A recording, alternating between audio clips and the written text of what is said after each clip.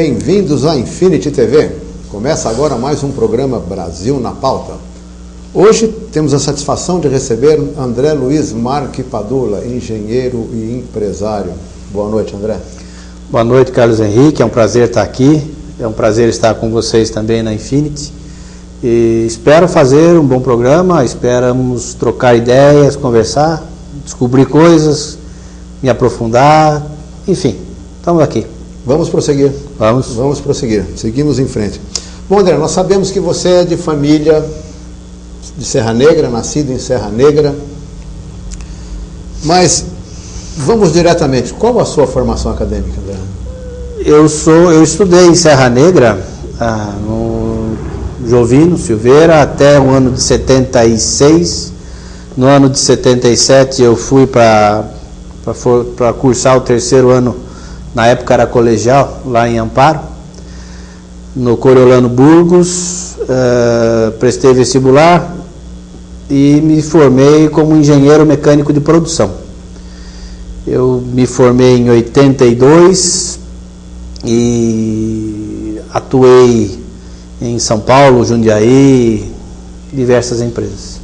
E assim, com a sua formação de engenheiro, você atuou especificamente em empresas da indústria mecânica, auxiliares? A engenharia mecânica de produção, ela surge. A engenharia de produção, como todo mundo conhece, a formação é voltada para a área de mecânica. Mas a engenharia de produção, ela surgiu porque você tinha, nos anos 70, uma lacuna nas empresas. Você tinha o administrador de empresas que cuidava da parte burocrática da empresa. E você tinha o engenheiro mecânico, químico, etc., que cuidava da produção. Mas não havia uma pessoa que fizesse a interação entre os dois setores. Tanto que era normal o engenheiro, ao longo da sua carreira, migrar para a área administrativa, exatamente porque ele levava para a administração o conhecimento do campo. A engenharia de produção, ela veio exatamente para esta lacuna. Ela forma o profissional para que ele atue tanto na área administrativa quanto na área de produção. No início da minha carreira, eu fui contratado por uma empresa de Jundiaí chamada Astra Plásticos. Ali eu trabalhei eu fui contratado para ser um analista de mercado, para trabalhar junto à equipe de vendas.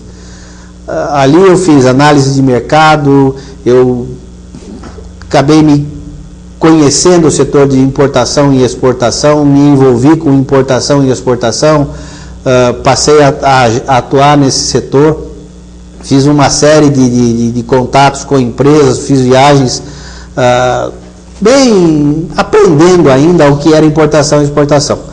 Posteriormente eu saí da Astra e fui para a Mesma Comércio Internacional, ainda como analista financeiro. Eu analisava a viabilidade operacional de operações de importação e exportação. Se a operação não fosse viável economicamente, ou se a margem fosse muito estreita, eu tinha a incumbência de encontrar, junto aos setores de venda ou ao setor de operacional, encontrar alternativas para redução de custos e viabilizar a operação. Essa é a minha atuação profissional. Posteriormente, eu prestei um concurso público e vim a trabalhar na Dataprev. É uma empresa de processamento de dados da Previdência Social. Ela só tem um cliente, que é a Previdência Social, e ela processava toda a informação a respeito da Previdência, do INSS.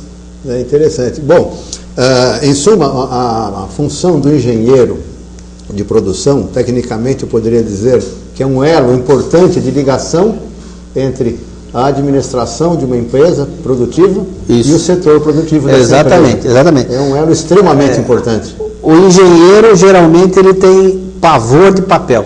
Ele odeia papel. Quando diz da parte administrativa, ele gosta de colocar a mão na massa, de produzir, de concretizar a produção.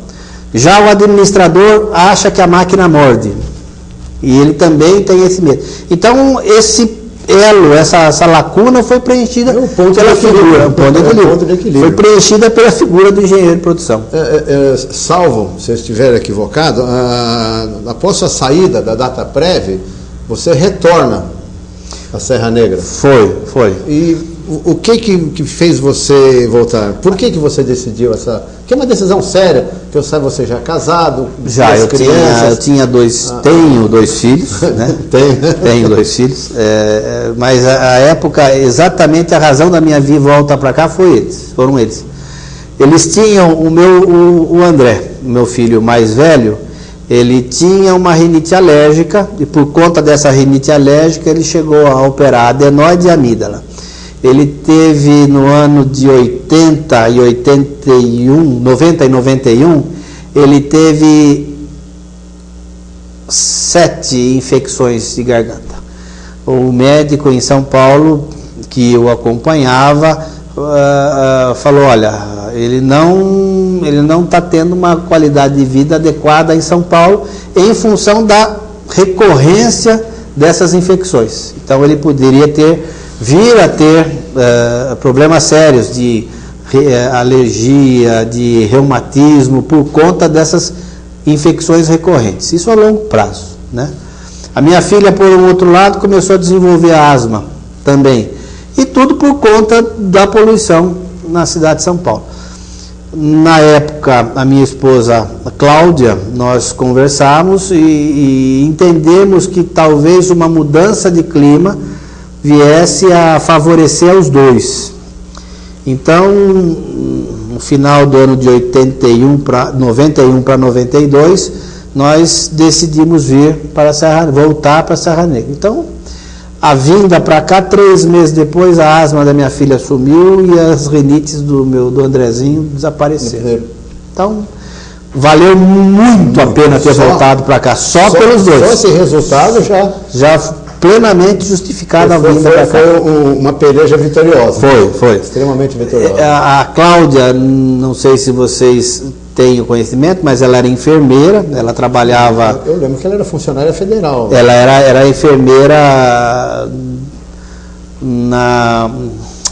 hospital, na Avenida Nazaré, Hospital Ipiranga, Hospital do Inampes, na época havia o Inampes, né? É o SUS hoje.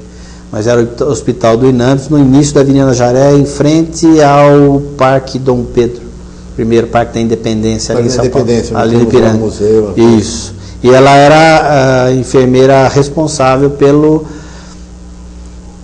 planejamento das cirurgias que ocorriam naquele todo o cronograma hospital. Passava pelas mãos. Tudo. Planejamento, ela quem planejava a parte estrutural ou da infraestrutura das cirurgias que ocorriam naquele hospital. E mudamos para cá. Viemos para cá, uma cidade, para ela, uma cidade completamente diferente. Inclusive, ela, quando nós estávamos vindo para cá, dentro das nossas conversas, ela falou, olha, quero te alertar uma coisa, eu vou com você para a Serra Negra, mas lá eu estou sozinha. Você tem a sua mãe, você tem os seus amigos, você tem uma série de pessoas com quem você convive, mas eu tenho um círculo de amizade muito pequeno. Então, eu só peço para que você não me deixe só. Então, eu tinha um dia por semana que era minha, entre aspas, folga, quando eu saía para conversar com os meus amigos, geralmente quinta-feira, mas os outros dias estávamos sempre juntos. Foi uma grande companheira que eu tive na minha vida. Eu, pelo que eu conheci, o que eu pude ter a alegria e felicidade de conviver com a Cláudia, ela formou uma gama grande de pessoas, de boas amizades, um relacionamento sim, muito bom. Muito bom mesmo. Eu posso dizer o seguinte, eu tive o privilégio de conhecê-la. Eu tive o privilégio de conviver com ela durante 13 anos, 14 anos, foi um período magnífico da minha vida, uma pessoa séria, uma pessoa centrada, uma pessoa que deixou muitos amigos, deixou muitos conhecidos. Com certeza. Uma pessoa muito muito importante para mim. Bom, eu rotulo como uma pessoa especial. Nós conhecemos uma série de pessoas em nossa existência que faz a diferença da nossa vida. E a Cláudia foi uma delas. Com certeza. Mudando um pouco, e vindo, né, para os dias de hoje, para a nossa, não sei se boa ou difícil realidade, né? Qual a sua atividade atualmente, André? Quando eu vim de São Paulo para cá, nós tínhamos um comércio na família, uma loja localizada na Coronel, nós vendíamos artesanato. Então, quando eu vim para cá, nós começamos a tentar encaminhar a loja para um outro perfil. De um local onde vendíamos artesanato, passamos a vender e a produzir vestuário em couro, que é não a função principal da loja hoje em dia, mas um dos carros-chefes da loja. Então, hoje eu tenho uma empresa que produz vestuário em couro. Eu vendi também, fomos parceiros em atividade comercial, né? Montamos uma loja, vendíamos insumos para as fábricas de couro na cidade, fábricas de casaco na cidade, vendíamos couro, zíper, metais, etc. Com o passar do tempo, você vai migrando, vai vendo outras oportunidades, vendo outras possibilidades. Hoje eu tenho uma fábrica que produz vestuário em couro e tenho uma loja onde eu coloco a mercadoria que eu produzo e revendo outras que eu adquiro também. A sua loja parece que se tornou um ícone nesse aspecto, né, do vestuário em couro e acessórios em couro, né? Isso. Nós procuramos ter uma linha completa, né? Eu produzo vestuário em couro, eu vendo bolsas de couro, pastas masculinas e femininas executivas, bolsas femininas, né? Em couro e em sintético, que eles chamam hoje de material. Hoje não chamam mais de couro, material sintético, eles chamam de couro ecológico. Couro ecológico. É um eufemismo, né? Porque na verdade não existe couro ecológico. É um rótulo. É um rótulo. Mas vendo bolsas também de couro ecológico, né? Carteiras, cintos e assim por diante. Ou seja, tem uma gama bastante extensa de produtos. Não tenha dúvida. Falando de mercado, que obviamente é onde você está afeto diretamente, dioturnamente, né? Porque ser empresário no Brasil é difícil. Eu acho que é difícil planejar. O planejamento é muito complexo, difícil.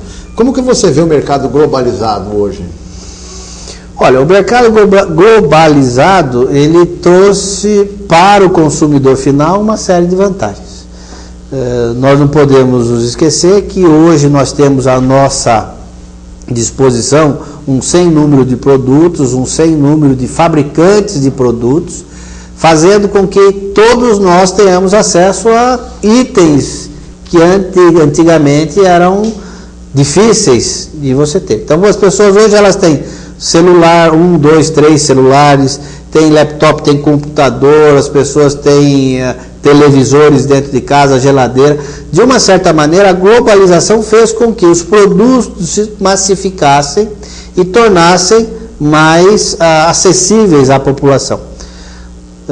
Rompeu barreiras, ao ponto de vista que um produto da China é encontrado em qualquer lugar, mesmo aqui em Serra Negra você encontra produto chinês, e produto chinês tem o seguinte, tem tanto produto de baixíssima qualidade, que absolutamente usa uma vez e joga fora, como você tem produtos chineses de uma qualidade muito boa. Tanto que eles vendem, a gente não pode esquecer que os chineses vendem para os Estados Unidos, vendem para a Europa, vendem para o mundo inteiro. Então, tudo é uma questão de você encontrar o produto adequado que você está querendo. Eles têm produtos bons? Tem. Tem produtos não tão bons? Também tem. Então, são super baratos, né? Vai de você saber e você também ter o tamanho do seu bolso, né? Mas acho que a pessoa tem que ter consciência, André, de que você vai lá, você compra uma caneca por 50 centavos. Sim. Você não pode exigir qualidade e durabilidade. Então vamos dizer que é um descartável. Eu vendo guarda-chuvas na minha loja. E eu tenho guarda-chuvas de R$7 a guarda-chuvas de R$138. Então, se você vai comprar um guarda-chuva de R$7 e imagina que esse guarda-chuva vai durar muito tempo, você está se enganando Não o comerciante está te enganando, mas você está se enganando. Porque você não vai comprar um produto com um valor agregado, com um valor que vem da China, por R$7, você não vai comprar esse produto e imaginar que ele vai durar muito tempo. Infelizmente não vai. Se alguém disser o contrário para você, está mentindo. Tá? Sabe que uma coisa que me preocupa, ontem vendo o noticiário, né, eu gosto de estar bem informado, né, como todos, né? A China pisou no breque. Ela deu uma freada. Veja bem, a China. Como você vê isso? Eu vejo como os chineses eles são extremamente inteligentes. Por conta da crise que está ocorrendo na Europa, é uma crise de desconfiança, onde os mercados estão desconfiando de tudo e de todos. Basta ver que semanalmente as empresas que dão notas aos bancos, etc., sempre estão rebaixando a pontuação dos bancos, tornando um banco de AAA para AA, um banco de A para A menos e assim por diante. São termos que os economistas usam para dizer o seguinte: olha, o banco está piorando a qualidade dele. E o receio é que haja uma falência em cadeia. E estavam todos esperando que a China viesse a ter o papel de salvadora do mercado. E a China já sinalizou dizendo que eu tenho responsabilidade com os meus concidadãos chineses. Então, por que ela vai colocar o dedo na cumbuca de um banco europeu que nunca deu pelota para eles? Por salvar o mercado europeu? Não vai fazer isso. Então, eu acho que a China é uma questão de planejamento também. Eles estão tirando o pé, não só porque o consumo também diminuiu, mas também para exatamente dizer o seguinte: olha, cada um com o seu problema. Posso até ajudar, mas não ser o protagonista principal da novela. É porque existia uma esperança no mercado, não só europeu, no mercado mundial, em que a China valorizasse a sua moeda. E ela fez justamente o inverso. Olha, você ouve muito, né, muito empresário brasileiro reclamar a respeito do dólar baixo. O dólar baixo acaba fazendo com que o produto brasileiro fique mais caro no mercado e você tem dificuldade da colocação do produto que é produzido aqui. Se eu produzo um casaco e esse casaco me custa, o dólar está 1,50, vamos imaginar, se esse casaco me custa R$150, eu vendo esse casaco por $100, teoricamente, no mercado externo. Agora, se esse casaco me custa R$300, eu tenho que vender por 200. O chinês produz o mesmo casaco por 80, por 70. Por que ele vai valorizar a moeda dele, fazer com que o produto que ele produz fique mais caro para arrumar a vida dos outros? Ele não vai fazer. Sinto muito. Ele vai. Claro que ele não quer de maneira alguma sufocar o mercado onde ele coloca o produto dele. Lógico que não, porque ele quer continuar vendendo. Mas ele não vai tomar nenhuma medida que venha a prejudicar o país do ponto de vista dele. Porque eles estão certos. Se você for olhar do ponto de vista deles, do mercado deles, para que eu vou agir de uma forma que venha a prejudicar a mim e aos meus concidadãos? Dificilmente isso virá a acontecer. Na sua visão de empresário, você acredita que a economia brasileira está equilibrada? A economia brasileira ela teve uma reestruturação a partir do ano de 94, quando o Itamar Franco promulgou o Plano Real. As pessoas costumam dizer que foi Fernando Henrique Cardoso, mas na verdade foi o governo Itamar Franco. Fernando Henrique Cardoso teve a sorte de estar naquele instante no governo, tá certo? De encabeçar a apresentação do Plano Real para o povo brasileiro, mas não foi ele quem fez. Quem fez foram pensadores econômicos do PSDB e de outros partidos de outras correntes de pensamento que ajudaram também, mas de uma certa maneira o bônus da questão ficou para o Fernando Henrique. O Brasil aproveitou aquela situação desde 94 e realizou algumas modificações ao longo do tempo.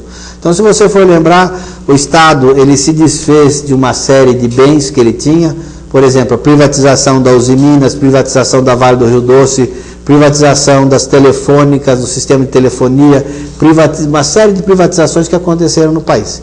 Eu não sou contra a privatização, até porque eu acho que o governo também não tem que ter uma mineradora, o governo não tem que ter uma metalúrgica, assim como eu acho que o governo não deve gerenciar aeroportos. Mas a questão é como que você privatiza isso e a que custo. Isso é uma outra questão que nós podemos discutir num outro assunto. Tá? Mas, de qualquer forma, a partir de 94, o Brasil se estruturou e quando o Lula assumiu o governo em 2002, ele deu uma guinada, ele fez com que o país desse uma guinada. Em que sentido? Ele passou como ele disse, eu vou ser o caixeiro viajante do país. Ele pegou a mala dele e viajou para África, viajou para a Ásia, viajou para a própria América Latina, Europa, pouco para os Estados Unidos, né? Mas Extremo Oriente, Oriente Médio, ele foi abrindo o mercado para o produto brasileiro. Tanto que muitas empresas se estruturaram para isso. E hoje são grandes exportadores. Nós temos grandes exportadores. E isso fez com que um grande número de recursos, volume de recurso, viesse a entrar no país. Ou seja, nós tínhamos um saldo, uma balança comercial negativa, vindo dos anos de 96, 98, quando fomos à falência 3 vezes. Com certeza. Né?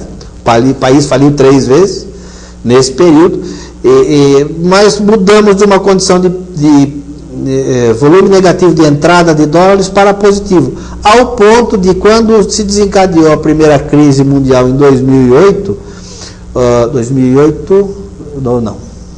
eu lembro, 2008. Muito na minha memória. Em 2008, exatamente o ano 70. Ali foi a crise do petróleo de 78. Eu tenho muito marcado isso, eu vivi tragicamente isso. Mas 2008 foi outra época também, que podemos conversar em outro momento.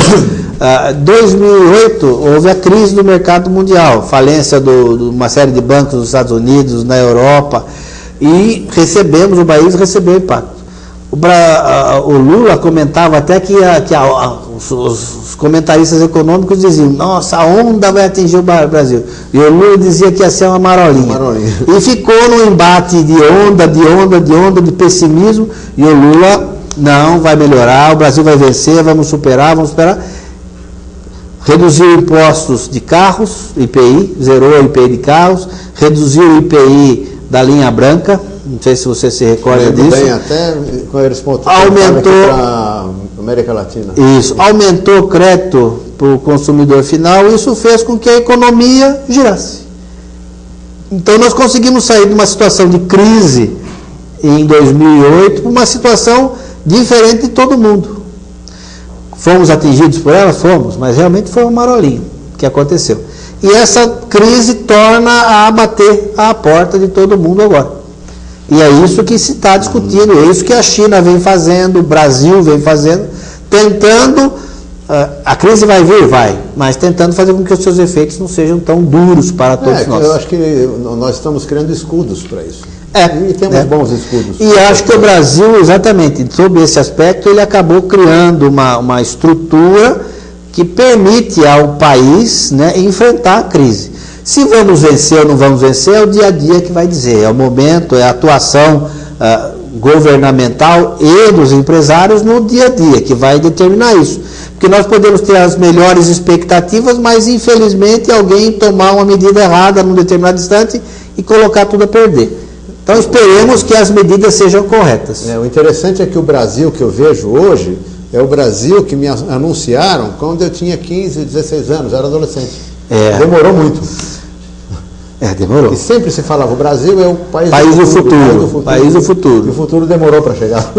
E nesse meio tempo, nós, né, cidadãos, sofremos muito. Muito. Eu fui vítima várias vezes de problemas aí.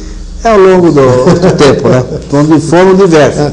Falando em modernidade, comunicação, eu queria te perguntar, a internet tem poder sobre a sociedade econômica mundial? Você acredita nisso? Sobre a sociedade econômica eu não sei, eu ainda temo dizer que sim, mas ela é uma geradora de ideias, um local onde as ideias fervilham e estão em ebulição muito grande. É fácil de verificar isso. Não sei se vocês têm acompanhado, mas existem algumas ações que estão sendo tomadas, não por partidos políticos, não por instituições tipo ABI, OAB, etc., mas que estão surgindo nas redes sociais, que são exatamente aquelas pessoas que estão se manifestando contra a corrupção, contra aqueles que usam do bem público, do patrimônio público para seu bel prazer. Então existe uma série de ações que estão sendo tomadas e movimentos que estão sendo fomentados pelas redes sociais. E isso faz com que as notícias não fiquem mais restritas a gabinetes, restritas a locais fechados e se expandam. Então hoje as pessoas têm mais acesso à informação. É certo que muitas vezes a informação não é a melhor informação, mas elas têm acesso à informação. Por pequena que seja, o importante é informar. Por pequena que seja. E as pessoas acabam se tornando mais críticas, têm condição de formar melhor a sua ideia sobre as questões, avaliar qual que seria a melhor condução para as suas coisas. Eu acho que a internet é um instrumento que veio para ficar, e que nós temos que aprender a trabalhar com ela, trabalhar e viver com ela. A internet é irreversível. Sim, né? sim. E o interessante é que algumas redes sociais estão promovendo revoluções. E revoluções sérias. Sabe? Uma pequena rede social derrubou um ditador. Isso me impressiona muito. Sim. E me deixa feliz. Sim. Né? O poder absoluto é perigoso. É perigoso. Né? Falando em economia, qual a sua opinião quanto ao mercado da fé? Essas pretensas denominações religiosas. Eu acho que a fé, quando você trata de crença das pessoas, é algo que requer muito cuidado quando você até toca a respeito desse assunto. Porque muitas vezes as pessoas podem entender que você está fazendo um comentário para agredir ou para denegrir, depreciar determinada corrente de pensamento. Então vamos colocar que não tem nada disso que nós estamos... Vamos abordar aqui. Não tem nomes. Denominações. Mas eu acho que é importante a gente colocar, porque cada religião, se eu posso me expressar, tem uma forma de agir, tem uma forma de atuar, uma forma de atingir aos seus profitentes, aqueles que acreditam nas suas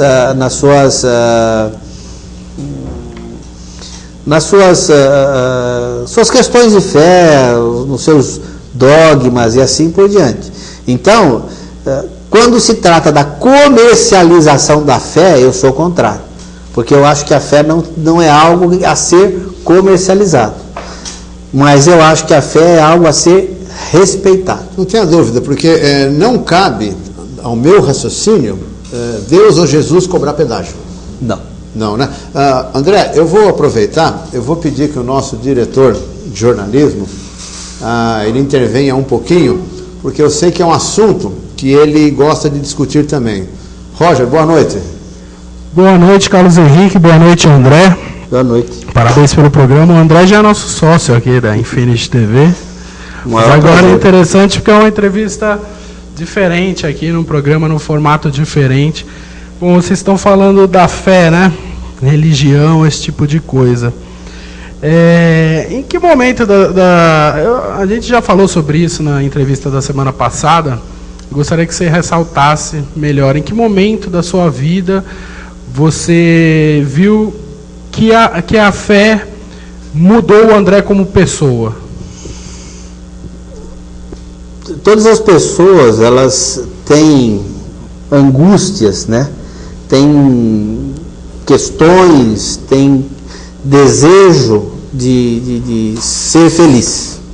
E basicamente você busca uma fé, busca uma religião, se eu puder falar como religião, aonde você busca encontrar um lugar onde você possa ser feliz e possa ter as suas respostas, as respostas para as suas perguntas. Eu, durante a minha infância, eu fui católico, frequentei a igreja, pertencia à comunidade de São Francisco de Assis, todo domingo ia à missa, era um ambiente muito bom, um ambiente prazeroso de frequentar, onde as pessoas lá eram pessoas imbuídas em trabalhar e ajudar o seu próximo. Mas eu sempre tive uma coisinha atrás da orelha que me fazia perguntar algo mais, né? E muitas vezes eu obtive algumas respostas que não me satisfizeram. Respostas no seguinte sentido, que eram questões de fé, que ou você aceitava ou não aceitava, onde não havia uma explicação para aquilo, ou seja, era algo que era um dogma, que era imposto, que você tinha que aceitar. Isso começou a me trazer algumas, não problemas, mas inquietações. Dentro dessas inquietações, eu comecei a tomar contato com a doutrina espírita. Em primeiro lugar, acho que como a grande maioria das pessoas, pela parte fenomênica, né? Ir a uma reunião mediúnica, assistir a um, vou chamar de incorporação de um espírito, aonde ele vinha comentar determinadas coisas, muitas vezes esclarecer dúvidas e perguntas que nós tínhamos, ajudar na maioria das vezes. Por sorte, em todos os locais que eu frequentei, eu sempre tive boas informações e vim colhidas de lá, e pessoas sempre sérias no trato disso, do aspecto do intercâmbio com o mundo espiritual. Nesse tempo eu já morava em São Paulo, passei a frequentar a Federação Espírita, a FESP, Federação Espírita do Estado de São Paulo. Ela se situava na rua Santo Amaro, rua, não avenida, rua Santo Amaro, próximo à Câmara Municipal de São Paulo. Perto do Viaduto Maria Paula. Né? Isso, perto do Viaduto Maria Paula. Não, ela não estava ainda no Viaduto Maria Paula. Ainda era antes. Ainda era na sede antiga, sede velha. E eu passei a tomar contato com a doutrina espírita de uma maneira mais profunda, conhecendo os seus livros, conhecendo a bibliografia da doutrina, frequentando, assistindo cursos, palestras. E isso veio me trazer um horizonte completamente diferente, um horizonte de responsabilidades, principalmente. Responsabilidades por quê? Porque a doutrina ela tem um corpo filosófico de tal ordem aonde ela não te proíbe de fazer nada. Ao contrário, dentro da doutrina espírita você pode fazer aquilo que você quiser, mas você tem a responsabilidade pelas ações que você faz. Sem querer, de novo, ofender a religião católica, que eu respeito, que eu, afinal de contas, vim de lá, tive uma formação moral de lá de dentro também, muito importante e que me sustenta até hoje, né? Mas dentro da religião católica existe uma determinada ação, né? Que é aquela onde você vai e confessa os seus pecados ao padre. Como se o padre tivesse a autonomia de absorver os seus pecados. Dentro da religião católica, tudo bem, mas dentro do espiritismo isso não existe. Porque não existe ninguém que vá te dar a remissão dos seus pecados, por exemplo. É você quem age, é você quem atua, é você quem faz. Então é uma doutrina de responsabilidades. Você respondi?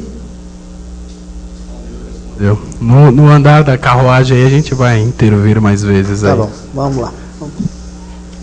Bom, gente, nós vamos agora chamar os nossos intervalos comerciais, mas em 3 minutinhos já estaremos de volta. Até já.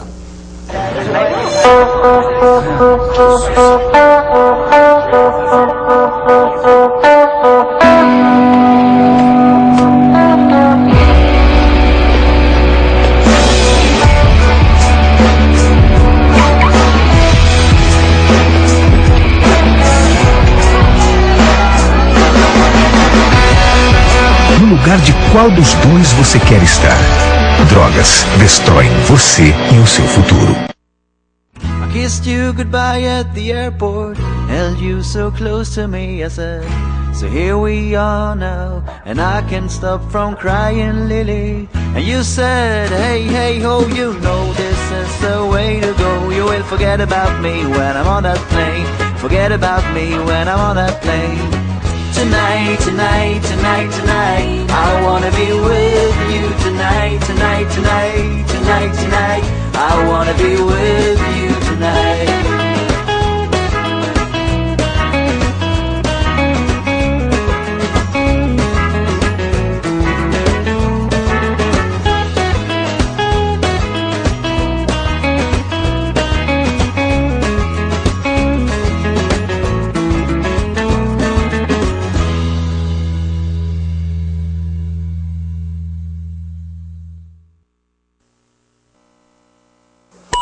Mais importante do que como sua marca vai ser mostrada é onde ela irá ser mostrada. A interatividade e a massividade da internet possibilitam que sua marca viaje pelo mundo inteiro, indo de encontro com um universo sem limites, onde milhões de pessoas estão conectadas esperando para ver o que você tem a oferecer. E você, vai continuar fora desta?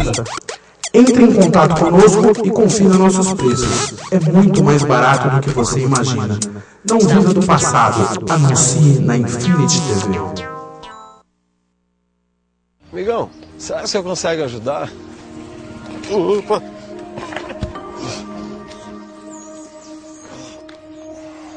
Pode ajudar aqui, cara? Mais um aqui que o negócio tá feio. Opa! Com dois estava fraco. Eu achei que o senhor estava malhando aí. Não tem um esforço para fazer um negócio? Ah, fica aí sozinho então, pô.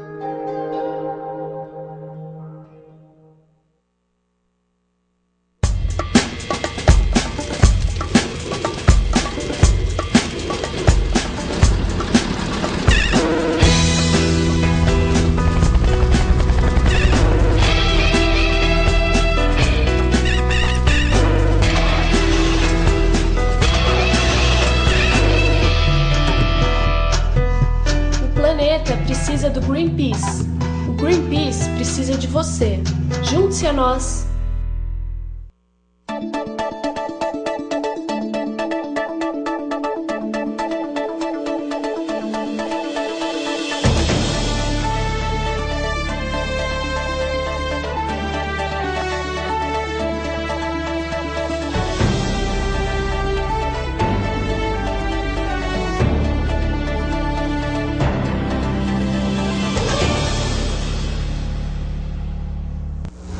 E voltamos para o segundo bloco do programa Brasil na Pauta, hoje com o nosso amigo André Luiz Marque Padula, engenheiro e administrador, ou administrador e engenheiro, isso ele vai decidir depois.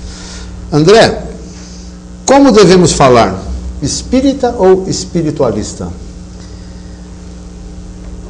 Bom, eu sou espírita.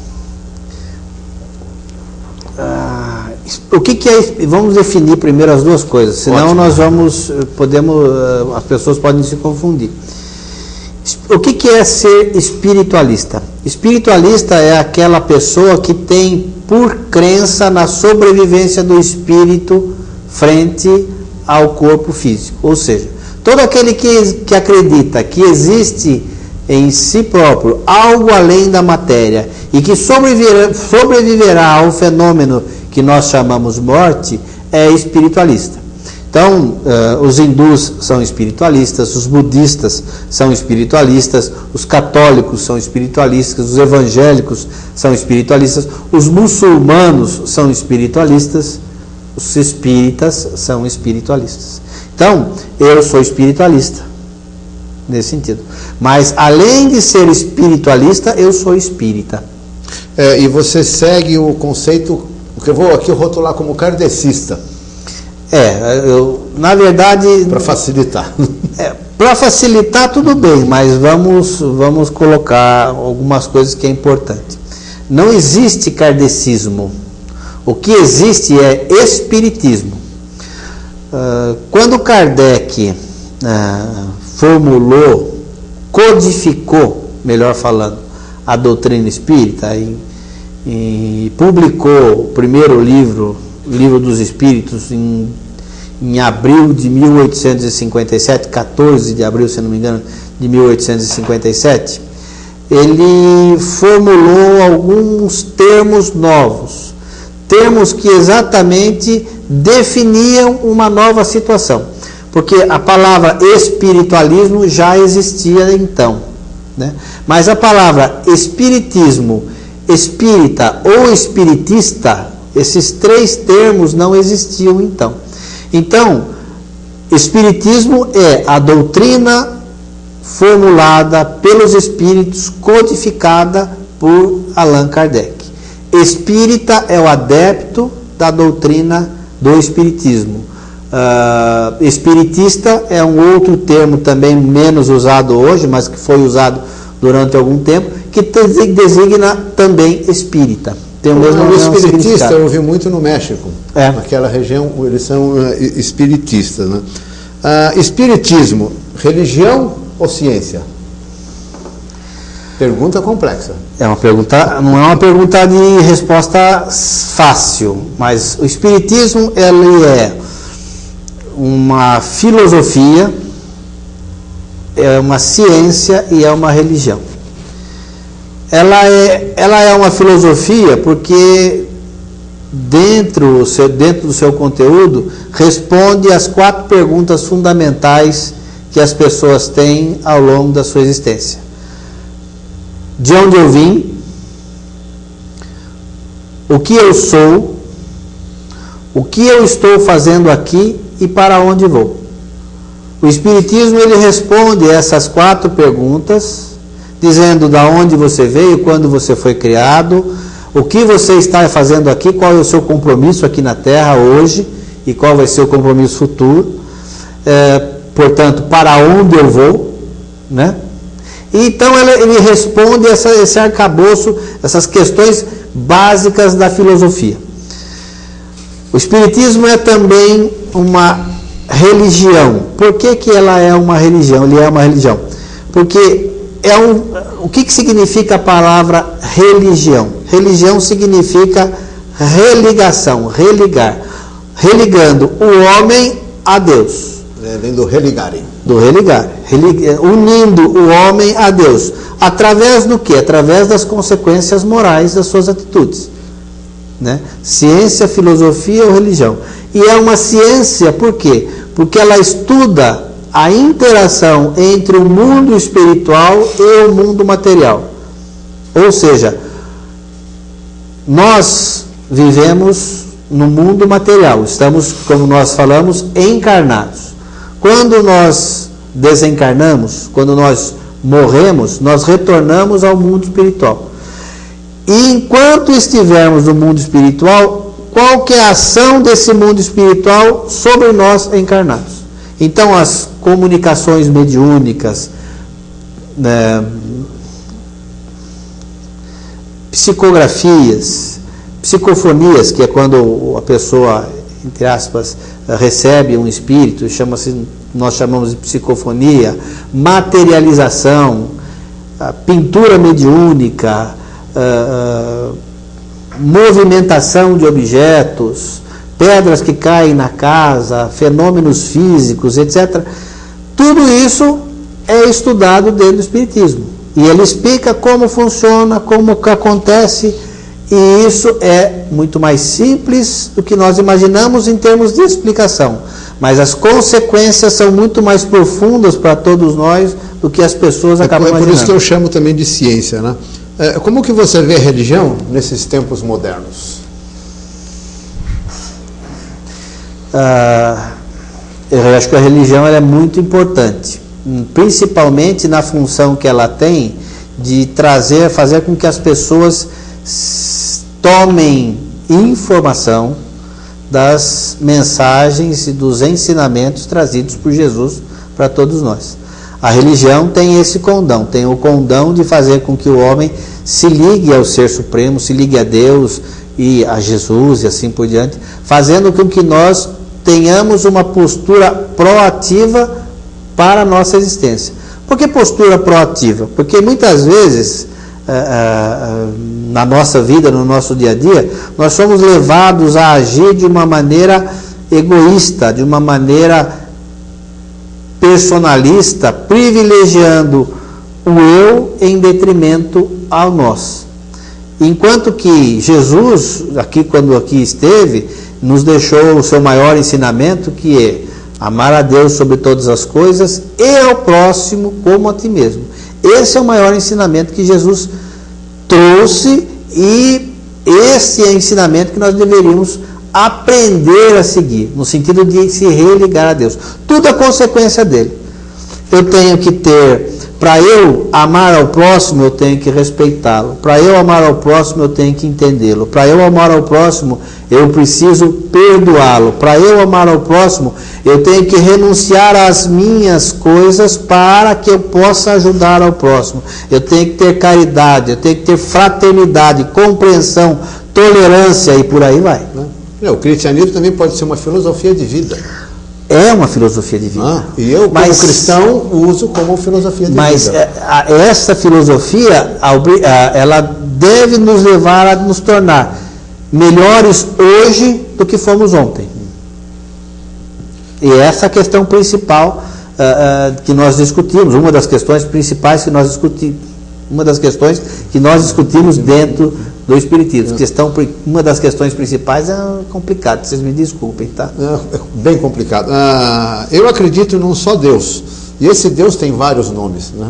Cada denominação, Jeová, Yod, e aí por diante, né? Eu te pergunto uma coisa, André, qual o perigo do fundamentalismo?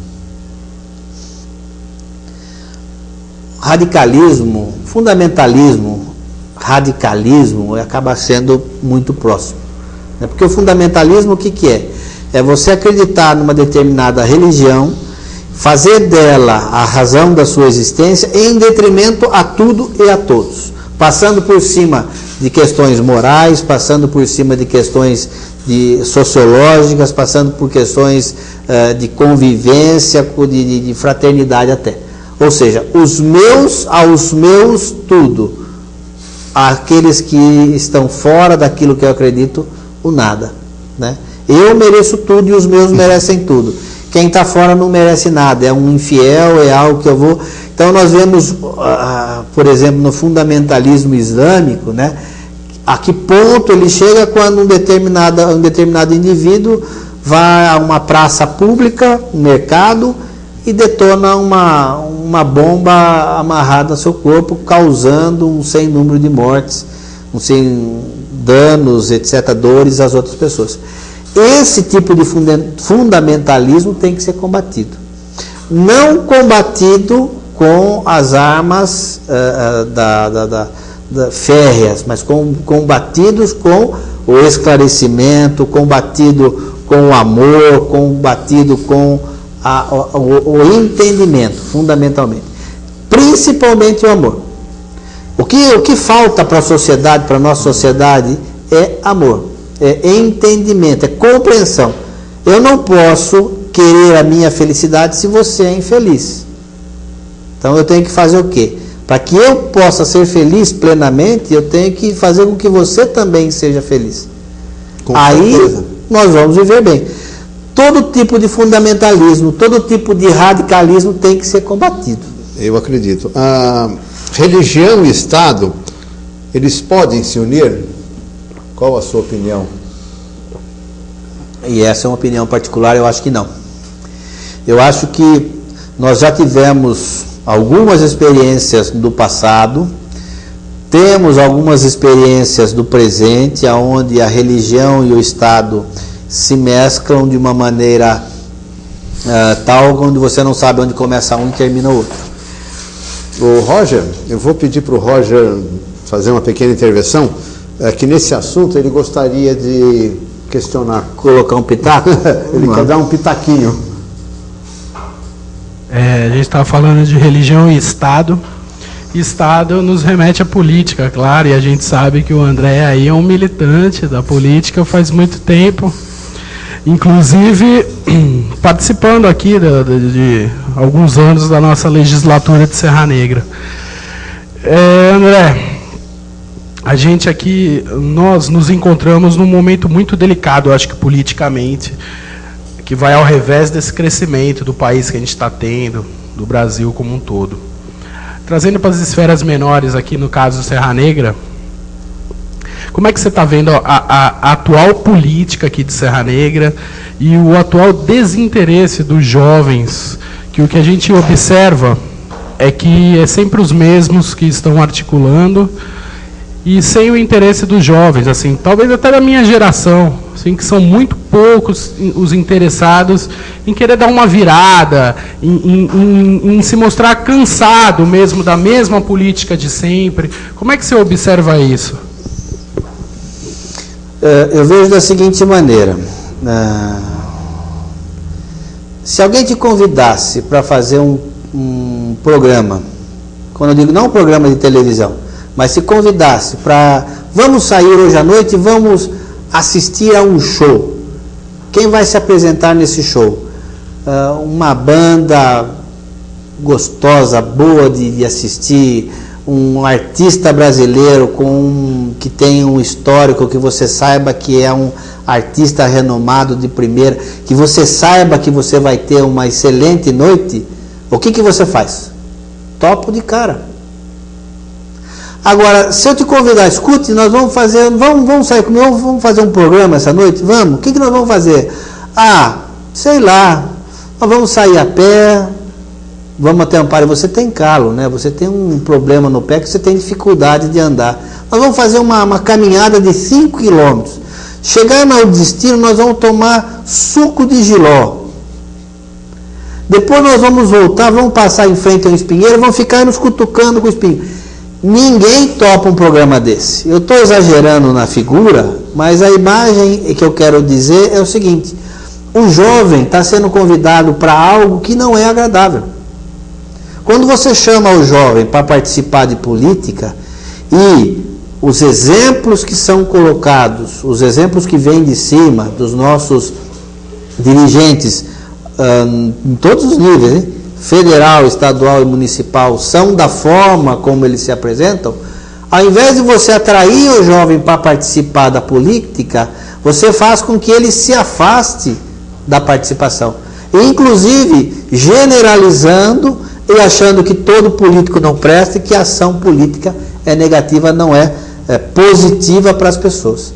Então, nós temos que repensar a forma de fazer política. Brasil, em termos de país, em termos de estado e em termos de município. A política do quanto pior, melhor, não dá mais. A política do eu trabalhar para o meu benefício, ao invés de trabalhar para a comunidade, não dá. O complicado é como é que você convence as pessoas que você tem uma boa proposta. Como é que você convence as pessoas que você tem um projeto que é para elas, que não é para aquele que está se apresentando. Porque normalmente o político vem acena uma bandeira linda, não, porque eu vou fazer casa popular, porque eu vou fazer asfalto para a sua casa, porque o posto de saúde vai funcionar no seu bairro, porque vai ter escola, vai ter creche. Na época de campanha se promete um mundo de coisas. Chega no dia a dia, você não tem a creche, o posto de saúde não funciona, o asfalto não chega, a casa popular está longe. Então, o político ele perdeu a credibilidade. E quando o político perde a credibilidade, ele não consegue atrair o jovem. Então, é um processo que nós vamos ter que trilhar de reconquistar a credibilidade, fazendo com que as pessoas passem a agir não em benefício próprio, mas em benefício ao coletivo, ao todo. Não é fácil, não. É difícil. Não é algo simples de fazer, não. Mas se você não se propuser a fazer algo nesse sentido, se você não buscar agir com este fim, não tem por que entrar na política. Pelo menos essa é a minha visão, é o meu entendimento. Talvez eu esteja, mas você é muito inocente em acreditar nessas coisas. Não é uma questão de inocência. É uma questão de, ou eu acredito nisso e participo, ou então eu não tenho que fazer na política. Isso é uma convicção. É uma convicção. André, aproveitando que nós estamos falando... Era isso? Está respondido. Aproveitando a deixa de política, de religião, de Estado, eu vou pedir para que você compare um Estado dirigido por religiosos e outro por políticos eleitos livremente. Recente? Sim. Recente. Vamos analisar o que acontece no Irã, um Estado teocrático, ou seja, dirigido onde a religião é a lei, é a Sharia, que é ela que dirige as pessoas. O Irã, até a queda do Shah Reza Pahlavi em 1979, não 78, 79. Foi quando o Shah caiu e Khomeini assumiu. O Irã era um país progressista dentro do Oriente Médio. Ele tinha excelentes universidades, tinha uma estrutura de saúde que funcionava. Ele tinha a indústria petrolífera, ela beneficiava o Shah, sim, mas era um país ocidentalizado, vamos dizer, onde as pessoas tinham liberdade para agir, formar o seu negócio e etc. Com a implantação do regime islâmico no Irã, as liberdades individuais foram restritas. Por lei, os homens foram obrigados a usar a barba, as mulheres têm que usar burca, que é aquela vestimenta ou véu cobrindo o seu rosto. As escolas para as meninas foram extintas, a mulher não tem orientação, não tem educação, a não ser que a educação seja ministrada dentro de casa por seus pais, mas ela não tem direito a estudar em escolas públicas. Ou seja, o papel da mulher se restringiu, ao invés de florescer, de crescer, se restringiu. As mulheres têm que andar atrás dos homens, os homens andam na frente, enfim, uma série de situações de comportamento, castigos físicos que são afligidos, chibata, enforcamento, coisa que para nós hoje é algo... É uma barbárie. É um retrocesso, no nosso entender. Esse é um Estado teocrático, onde a religião domina e determina o que as pessoas devem ou não fazer.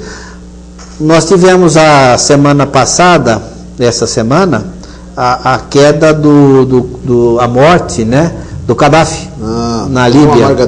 E ao mesmo tempo nós estamos tendo eleições na Tunísia. São dois países islâmicos. E eu estava vendo uma reportagem que a Tunísia, apesar foi a queda também de um ditador que, se não me engano, administrou o país por 26 anos. Mas ele saiu por bem, ele acabou saindo por bem, sem que houvesse conflitos, mortes muito elevadas como as que nós estamos assistindo na Líbia. E a Tunísia, apesar disso, é um país onde havia liberdade, onde apesar de ser um país islâmico, a religião não interferia no Estado. Então ele tem uma boa estrutura de estudo, uma boa estrutura de trabalho, os hospitais funcionam, as escolas funcionam. O receio que eles estão tendo lá é que o partido que ganhou a eleição foi um partido islâmico e já disse que irá implantar a lei islâmica para a condução do país. O que será da Tunísia no futuro? Preocupante. A Líbia está numa situação pior do que essa, porque a Líbia, na verdade, é um país tribal. Na verdade, não é um país, é uma tribo, onde Gaddafi pertencia a uma tribo, e essa tribo ela dominou as outras. Com a morte de Gaddafi, e, logicamente, com a luta fratricida que aconteceu naquele país,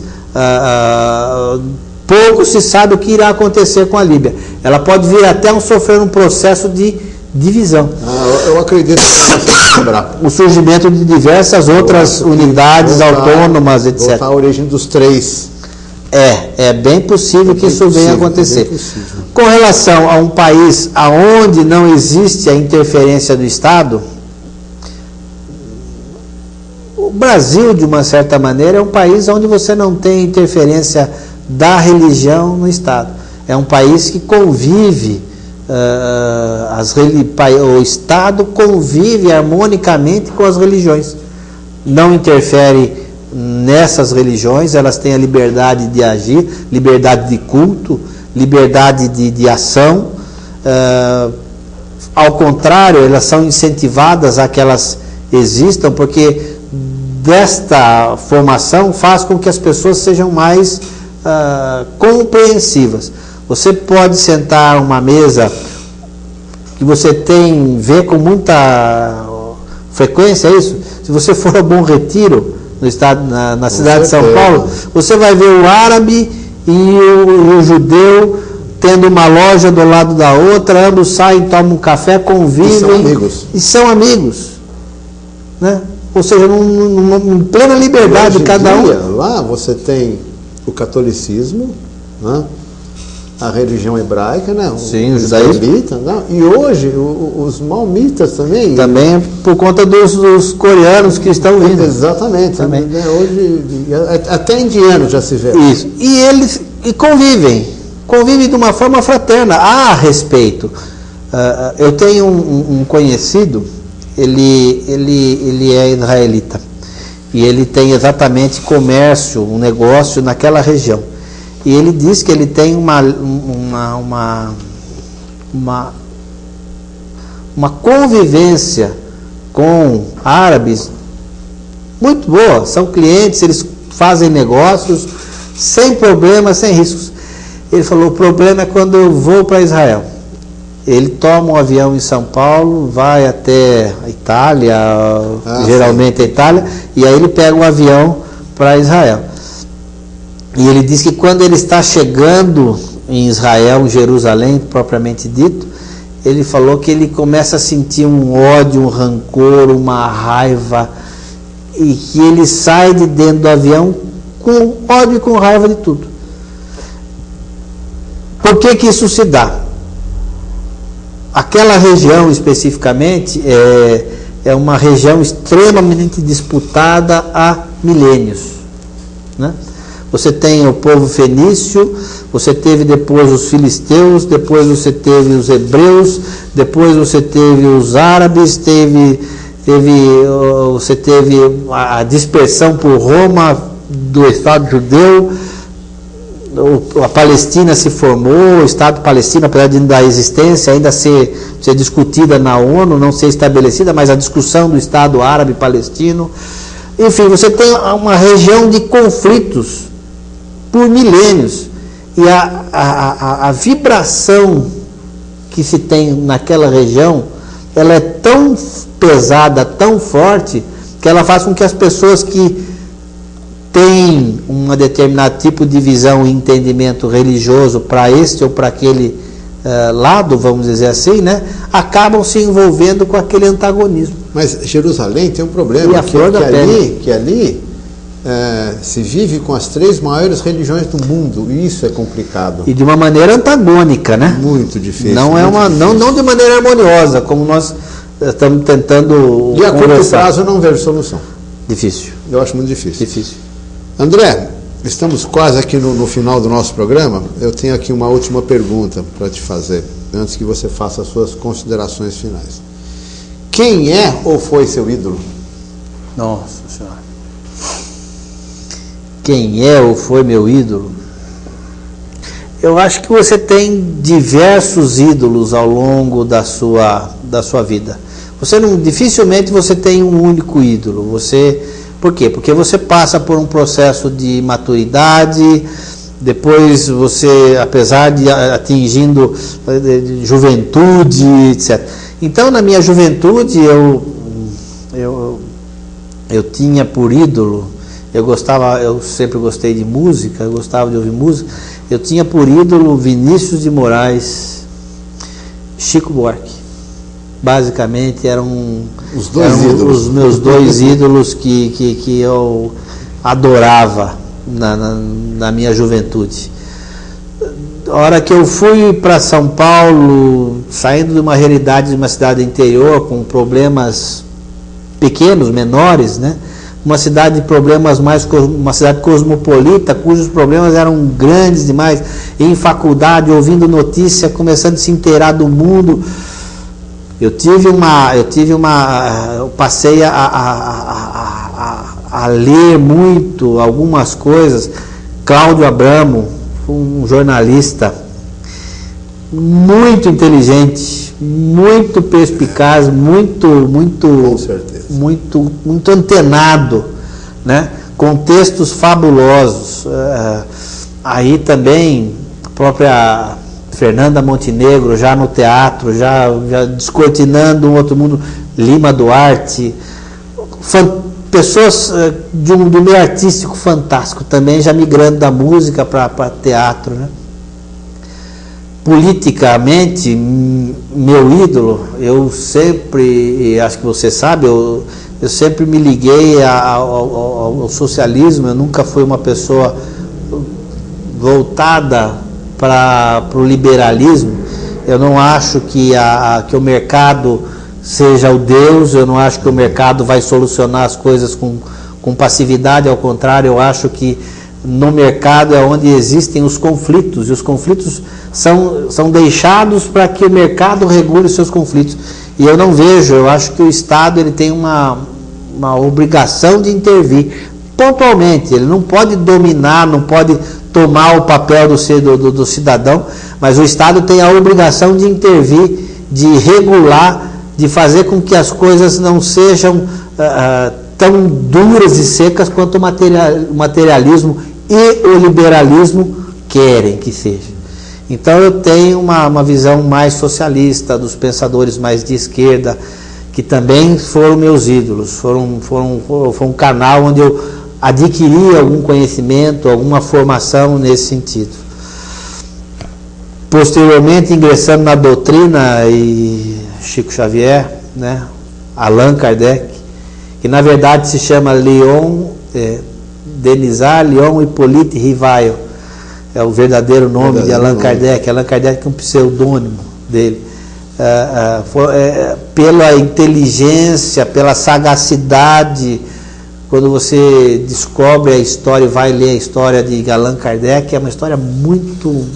onde você se admira com a capacidade que ele teve de construção. Ele teve uma construção pessoal onde ele arrebanhou conhecimento que depois foi utilizado para a codificação da doutrina. Uma pessoa extremamente de visão e culta. Chico Xavier, pela sua bondade, pelo seu carisma, irmã Dulce, fabulosa naquilo que faz, no seu amor ao próximo. Eu vou precisar arrumar um panteão. Na verdade, eu busco olhar o mundo de uma maneira maior, não que a visão seja pequena, mas existem diversas pessoas que merecem a nossa visão. Você não vê um pequeno espaço, você universaliza, né? Exatamente. E eu acho que nós temos também que parar para olhar também para o cidadão de Serra Negra. Quer que eu lhe diga uma pessoa com quem eu foi meu ídolo também, sob certo aspecto? Você não vai conhecer, talvez o Chicão conheça, o Roger não conhece, mas havia uma mulher, ela chamava-se Dona Lazinha. Ela morava atrás da igreja, na igreja matriz. E ela era uma pessoa humilde, uma pessoa tinha deficiência física, mas era uma pessoa extremamente boa. Aqui de Serra Negra. E às vezes a gente fica se mirando em nomes, em pessoas de fora, grandes pessoas, e nos esquecemos desses cidadãos que na nossa comunidade, no nosso dia a dia, agem, atuam, trabalham em favor do próximo, trabalham em favor do seu semelhante. O trabalho desenvolvido pela Associação São Vicente de Paula, fantástico trabalho que eles desempenham. São Lucas também, ou seja, não ficando só restrito à nossa linha de pensamento, à nossa linha de visão, mas também aquilo que é feito pelas outras entidades e atividades, e mirando nessas pessoas para mudar a sua forma de ser, a sua forma de agir. É isso. Bom, André, então, tá bom. Antes de encerrar o programa, eu gostaria que você deixasse uma mensagem para os nossos web espectadores. Primeiro, eu acho que nós temos que ter uma mensagem, uma postura de esperança. Esperança porque nós vemos o mundo de uma maneira muito difícil, aonde somente coisas ruins acontecem. Não, acontece muita coisa boa no mundo. Então nós temos que ter esperança num mundo melhor, trabalharmos por um mundo melhor. E essa esperança, ela não vai vir de fora para dentro, ao contrário, ela é de você para com o mundo. Então, tenhamos fé, tenhamos esperança, mas não façamos com que esta fé e essa esperança morra dentro de nós, ao contrário, exteriorizemos-la, façamos com que esse amor, essa esperança, esse carinho se estenda aos nossos irmãos, aos nossos conhecidos, a todos aqueles com quem nós convivemos. Quem sabe nós passamos a construir e ter um mundo melhor do que é esse. Porque, na verdade, o mundo, o nosso redor, depende daquilo que você faz, depende da tua atuação. Se você for uma pessoa boa, se você for uma pessoa que trabalha pela paz, pelo bem, tenha certeza, a paz e o bem será uma constante na sua vida. Que Jesus te abençoe e que o amor de Deus esteja permeando a tudo e a todos. Amém. Muito obrigado, André, pela sua presença. Em nome da Infinity, em nome de toda a equipe, nós agradecemos e esperamos contar com você numa outra oportunidade. Estou à disposição. Eu acho que o programa foi excelente. Eu espero que todos tenham uma excelente noite e fiquem com Deus e até o próximo programa. É assim.